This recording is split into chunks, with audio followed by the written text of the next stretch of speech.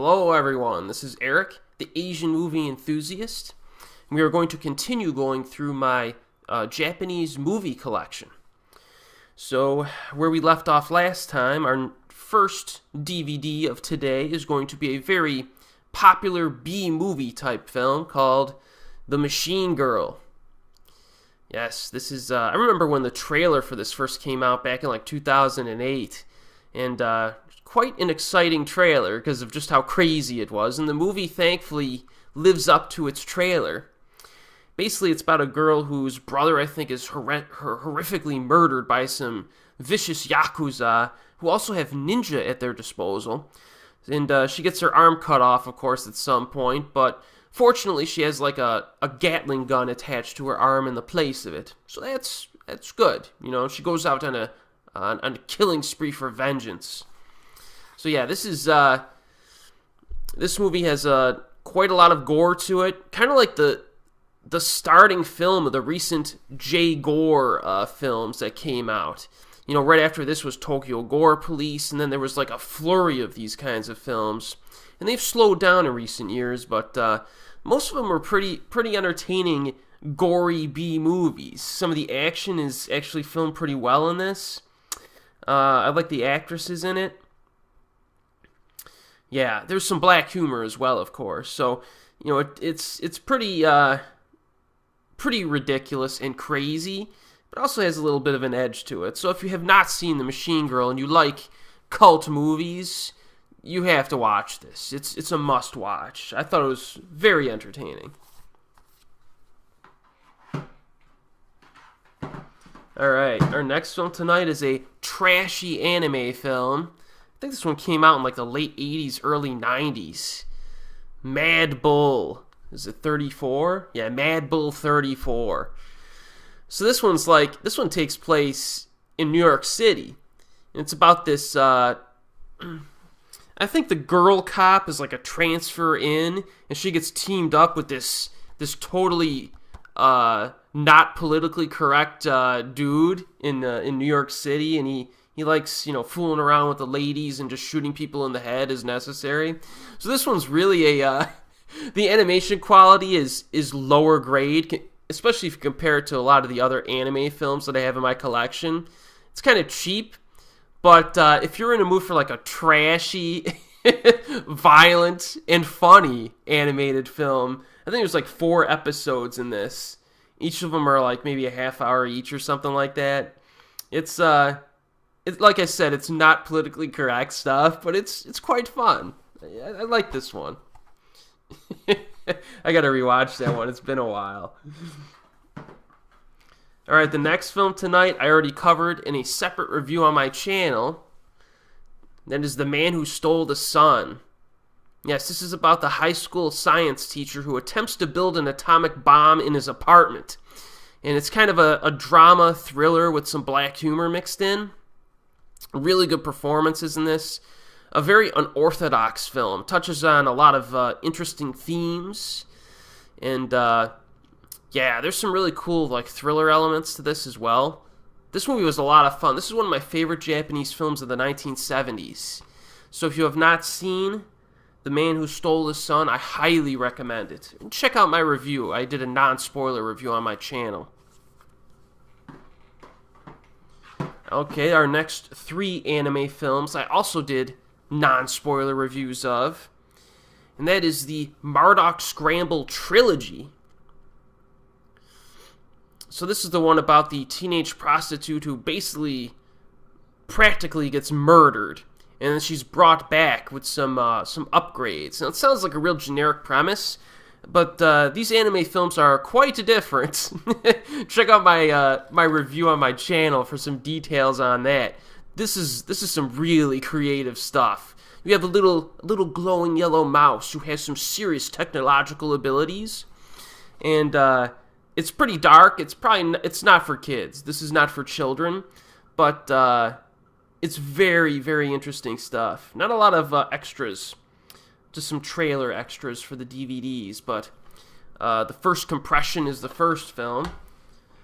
It's kind of a dark thriller. The second film is called The Second Combustion. This one And the cool thing is that each of these films is quite different from one another. This one has some real freaking whacked out visuals, man. I mean, if you like dolphins and sharks, check out some of the stuff in this one. And then there's also a lengthy casino sequence, like gambling sequence. These movies are like, have so many different things in them, and it really works. The animation quality is just outstanding, too. It looks fantastic. Yeah, so that's the Second Combustion. And then the third, Exhaust, is the finale of it. And each of these are about an hour long or so. Ranges between like 60, 70 minutes, I think. So yes, if you want some anime that's got an edge to it, has a very interesting story. You're not sure where it's going some of the time. And some excellent animation. Check these out, man. These are really... More people should talk about these. I rarely hear people mention the Mardock Scramble trilogy. Now this one, the Third Exhaust, has some better special features on it. You got premiere footage, various different promos and stuff. So there's a little bit more on the extras on this one. So I recommend getting the whole trilogy. Or at least the first one, and then if you like it, get the rest. Alright, our next one was a horror film that I've covered in my Asian horror playlist, and that is Marebito. This is the one starring Shinya Tsukamoto. This is the one where he goes down into the depths of the Tokyo underground tunnels, and he finds a girl chained to a rock face in this, like, almost like a mystical world underneath. And he rescues her and brings her back to his apartment. And weird stuff happens. Definitely very, again, very weird movie, but it's very good. This is solid stuff.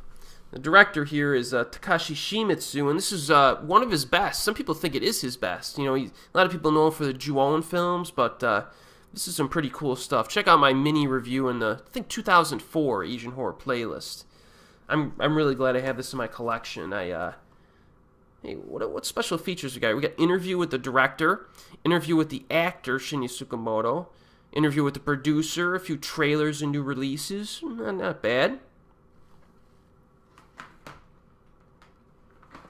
Alright, our next film tonight is a big one. I have not watched this movie in ages, and there's no reason why. And it's one that, again, isn't that well known. That is Midnight Sun. So in this film, this is almost like a romance drama. This girl has a weird disorder where sunlight can actually kill her. You know what I mean? She's not a vampire or anything. She's just a normal person. But she has this weird condition. And so she goes out in the middle of the night to play her guitar. And if you've ever been to certain parts of Japan, like in the cities, I know in Umeda district in Osaka, they have like overpasses over the roads where people can walk on, and there's a lot of live performances up there. People just set up shop and just start playing music on the overpasses over the roads. So it's kind of like that, you know. She'll go out in the middle of the night and just play her guitar and sing. And she meets a guy, and they kind of fall for each other. And you know, the thing that makes this movie so interesting is that this lead actress Yui is actually a professional singer and songwriter, and quite a good guitar player as well. So it brings a lot of authentic aspects to this. And this was at the beginning of her career. I think this movie was kind of meant to introduce her a little bit, and she's very good. She plays like a light rock type of music. I definitely recommend her music, her albums. I have a few of them, but I need to catch up on some of her recent stuff. So yeah, this movie, it's hard to hold back the tears in a few moments in this one, just to let you know, but this is really good. I really like this one. Demanding of a rewatch. I'm ashamed of myself for not rewatching it more. Alright, our next one here is a blind buy off of like one of those websites, Yes Asia, or I think this was an HK DVD, or HK Flicks. There was a website called HK Flicks. They had tons of great DVDs, Asian DVDs, and they eventually went out of business because the owner sold it off to some guy who just milked it dry and shut it down. You know how that is. This is Miracle World 2006. I would not recommend this, so I'm not going to spend much time talking about it. Apparently this is a long-running anthology, made for television, like anthology type show. So you get like 5 different short films in this. A few of them are okay. The whole reason I blind bought it is because it's got Ryoko Hirosue in it. And this was a part of her career where she was doing some really interesting stuff, but it's not very good. Oh, don't even bother. It's obscure, and in this case, it's obscure for a reason. All right, our next film here is another blind buy from Japan. I covered this in my Asian horror playlist. This is Monoroi from, I think, 2010. Check out my mini review. It's kind of mediocre. I don't think I recommended it. Found footage anthology. Can't get it with subtitles anyways, so don't really bother checking it out. But I have it.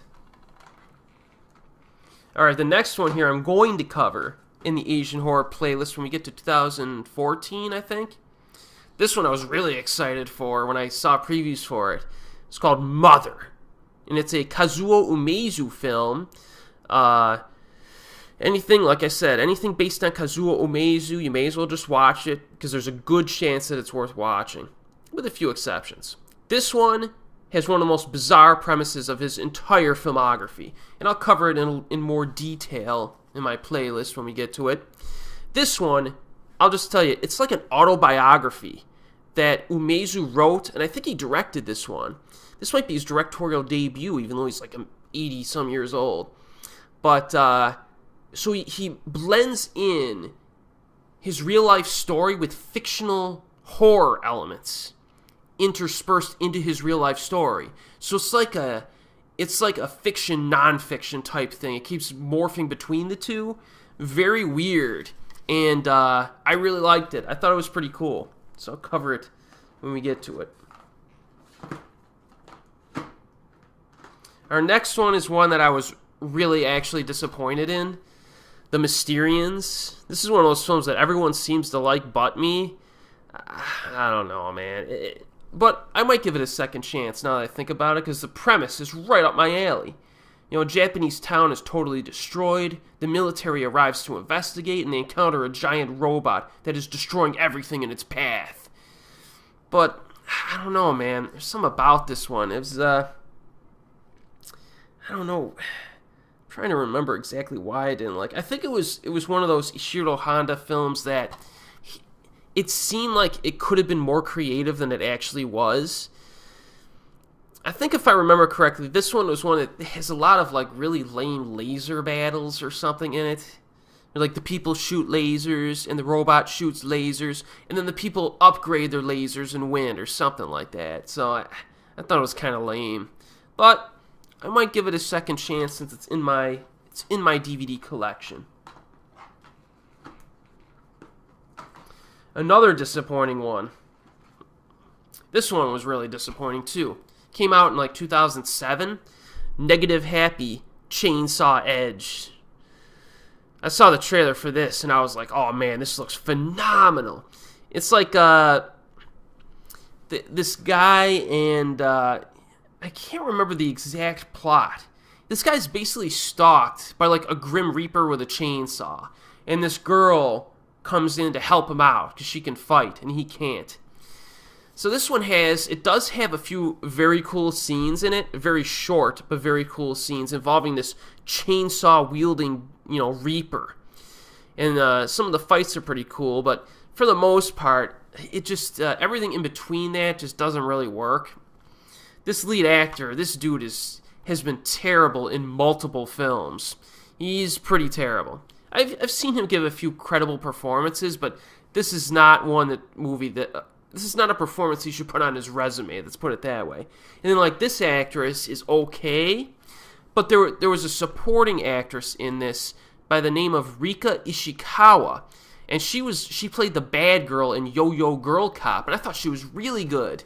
In Yoyo Girl Cop is the bad girl, the bad yo-yo girl. So she's in this, but she's given like this small role, and I'm like, why didn't you just swap her with the lead actress and have Rika play the lead? So unfortunately, it didn't happen. I don't know. I thought it was just it's mediocre. Rika Ishikawa, by the way, has only been in a few movies. Looks like her career is over with. The last thing she was in was 2012, so unfortunately. I'd like to see her do more stuff. She was pretty good as like a bad girl. Alright, our next film here is one that I covered again. It is Neighbor Number 13, 2005 film. Check out my Asian horror playlist from that year for my thoughts on it. Again, this one's a little different, very psychological, very grimy. This is like set in the middle of summer. It's like 1,000,000 degrees out. Everybody's sweating, profusely. There's scenes of like pus and bodily fluids on dudes. Like the beginning scene in and of itself, some dude's like sitting in like a room and there's like blood and like pus all over him. But it's not really a gore flick. It's a very psychological film, actually. And I liked it. Seems to get better every time I watch it, too. Not too many special features on this one. Check out my review of it. It's another one. What is this one? The New World You Didn't Know. Now, that might not be a direct translation. I may have gotten that from someone at the hotel. I bought this one when I was in Japan, in one of those DVD used racks. Horror anthology. I'll cover it in my playlist in, I think, 2011 maybe. It came out. Pretty good, watchable film. A few of the segments are decent.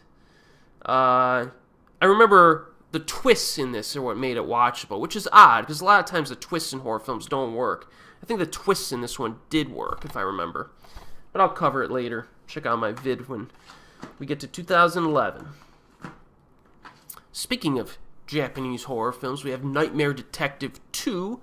I do not have the first in my collection, and there's no reason why, so I'm actually going to buy it probably in the next few weeks and add it to my collection, because they're both really good films. Second one, I think, is a superior film to the predecessor.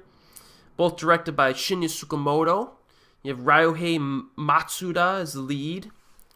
And, it's about this dude who travels into people's dreams and tries to fend off their aggressors. You'd think it would be like Nightmare on Elm Street, but it's very different. Very different. This second one has some fantastic suspense sequences, too, in it. These are really good. Check out my review. This one came out in 2008. The first one came out in 2006. So check out my Asian horror reviews for those years for my thoughts on those. And continuing this horror, man, we just got a streak of horror films to rip through here. We have Noroi, The Curse. Still probably the scariest film I've ever seen in my life. Check out my review from 2005 for my thoughts on this one. This is the all-region international DVD that went out of print like 10 years ago. And so I cherish it in my collection. You can't find this in all-region format anymore. I think it's still available in Region 3 format with subtitles, but found footage masterpiece by Koji Shiraishi. It's phenomenal. Scared the living crap out of me. I still have trouble watching it at night, alone. Another film by Koji Shiraishi, Occult, which I reviewed in my 2009 video. Again, found footage, not as good as Noroi, but it is interesting, and I think it benefits on repeat viewings. So yes, this is good. Check out my review for that one. One that stinks, that I also covered. I forgot what year it came out, in the mid-2000s. The Hideshi Hino Theater of Horror, Occult Detective Club, The Doll, Cemetary. That lady looks pretty nasty. You'd think the film would be kind of creepy. It's a doll cemetery, but no, it isn't. I don't even think the dolls are really used that well or that often. This is really bad. This is bad. Check out my review from, I don't know, somewhere in the mid-2000s, maybe 2006 it came out. Wow. Awful. Oh, here's one. Man, let's rip through these last few. This one's the Okinawan Horror Stories set. Now, I only have part 1, because these are actually kind of expensive, and I don't think they come with subtitles. But this was pretty interesting, and I want to add more to my collection, but they are, as I said, a little bit on the expensive side. And so I may buy more of them if I can find them. I think they're on CD Japan, maybe. for like $30 a pop. That's expensive though, man. Anthology horror films, pretty cool. All set in Okinawa, which is quite different, right? So I'll cover this whenever we get to it. Might have been a 2012 release. And finally, let's hammer through my One Missed Call collection. Yes, I got the Trilogy, in fact. All three of them in this nice little trilogy set. I found all three films to be enjoyable. The first one I think is the best overall, directed by Takashi Miike. And you get each movie as well as a special features disc for each film. So you can actually get 6 DVDs in this. Let's see what the special features are here. Making of documentaries, cast and crew interviews, theatrical trailers, TV spots, and more, it says. So check out my reviews for these. This is a very nice little box set here. You can get it pretty cheap nowadays too, I think. So yes, check them out. First one came out in 2003. Second one came out in 2005, and the third one 2006, maybe? I might be correct in that assumption. So yes, these are good. I like to rewatch them. And all three films are actually quite different from one another, believe it or not. So that's it for tonight. Or today, I should say, this video. And we will continue with box number 2. And as always, I will see you next time.